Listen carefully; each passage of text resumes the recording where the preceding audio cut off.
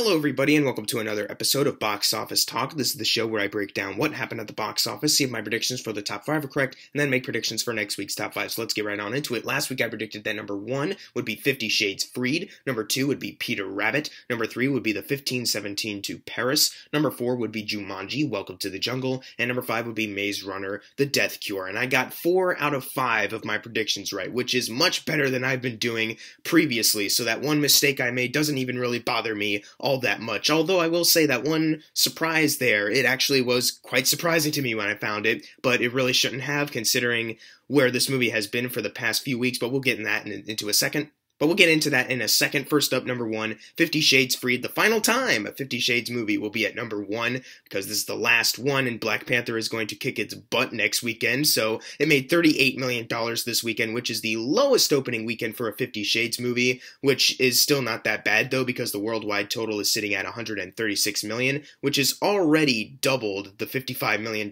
margin. Like, it's already gotten past that point. This movie is doing very well right now, and all the 50 Shades movies have been successful. So at least the people employed to make these are happy about that, but at the same time, from what I've been hearing, this movie is even worse or on par, awful quality as the other 50 Shades movies, so you don't really have that much to be proud of. I haven't seen the movie yet. I will wait until it's online because I will not give these people my money, though. Moving on to number 2, which is Peter Rabbit, making $25 million. Now, it has a budget of $50 million, needs to get to $100 million to be considered a success, and now they haven't released a worldwide total yet, but I'm sure it'll do very well worldwide, also in the UK, because that's where this movie takes place anyway, so I think there'll be a huge market there.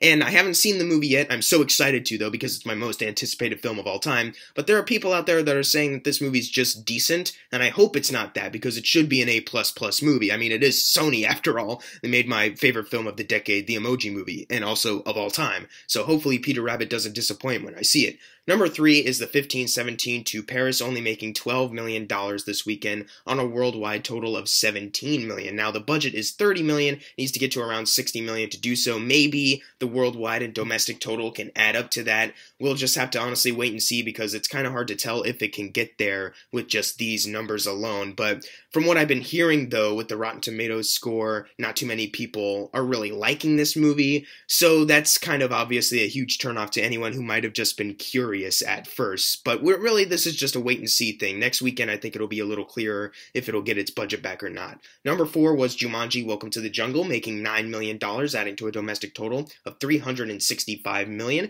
and on the worldwide chart, it is sitting at $881 million. It's $19 million away from getting to $900 million worldwide, which isn't a billion or anything, but I think it'll leave the top 10 before it gets there, so $900 million worldwide is still a pretty great thing. And at number 5 was my surprise, but it really shouldn't have surprised me, The Greatest Showman, making $6.4 million, adding to a domestic total of $146 million, and on the worldwide chart, it is sitting at $314 million. This movie surprised me because I thought for sure Maze Runner would hold on just a little bit longer, but Greatest Showman had to get in one last top 5 before Black Panther came along and kicked it out, because I think it's just certain that Black Panther will be the one that finally knocks The Greatest Showman out of the top 5. Moving on to number 6, though, which is The Maze Runner, The Death Cure, making $6 million, adding to a domestic total of $49 million, and on the worldwide chart, it is sitting at $229 million. I'm wondering if it can get to $300 million worldwide before it can leave, though, because Scorch Trials was able to get to $312 million worldwide. I'm wondering if maybe Death Cure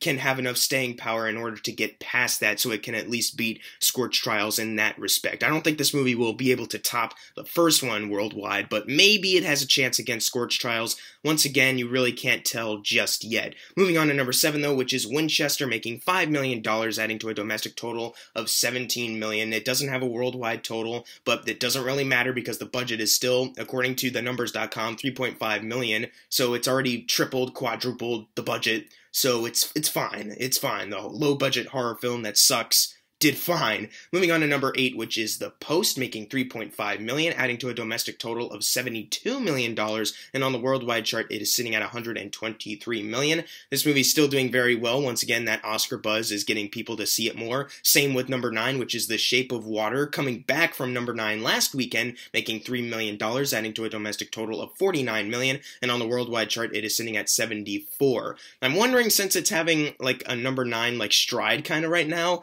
and since since the Oscars are coming up very soon, I wonder if The Shape of Water will actually be able to get to at least 100 million worldwide if more people want to go out and see it and more people are talking about it. I don't really know if that's the case though, but it's just a big wish of mine. And finally, closing out the video, number 10, Den of Thieves, making $2 million, adding to a domestic total of 40 million, and on the worldwide chart it is sitting at 57 million, which is 3 million away from doubling its $30 million budget. So I guess since it's about to leave the top 10, it could probably make 3 million more outside of it and double that budget. So maybe Den of Thieves was a secret success this whole time. But now it's time for the fun part, the predictions for next week's top 5. Number 1, obviously, Black Panther. That's going to do so well. Then number 2, 50 Shades Freed. Number 3, Peter Rabbit. Number 4, Early Man. I think this movie might have a chance to sneak above my number 5 prediction, which is the 1517 to Paris. But what are your predictions for next week's top 5? Leave it in the comments below. And if you got your predictions right for this week, you're going to get a shout out right now.